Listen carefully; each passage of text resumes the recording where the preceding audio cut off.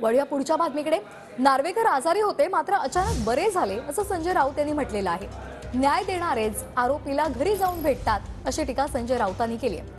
Doctor Babasaheb आंबेडकरांचं संविधान धोक्यामध्ये आलेलं आहे असंही संजय राऊत यांनी म्हटलेलं आहे। न्याय देणारा न्यायमूर्ती आरोपीच्या घरी जाऊन चहापान करतो अशी टीका राऊतांनी नार्वेकर आणि मुख्यमंत्र्यांच्या भेटीवर केली आहे। नार्वेकर जे आहेत ते अचानक आजारी पडले, आता ते अचानक बरे झाले। बरे झाल्यावर ते ताबडतोब जाऊन मुख्यमंत्र्यांना भेटले। म्हणजे न्यायालयाच्या न्यायमूर्तीला ज्यांना आपण ट्रिब्युनल म्हणतो, ज्याने न्याय द्यायचा आहे तो आरोपीच्या घरी जाऊन भेटला गंधदार आहे। ही आपली न्याय व्यवस्था।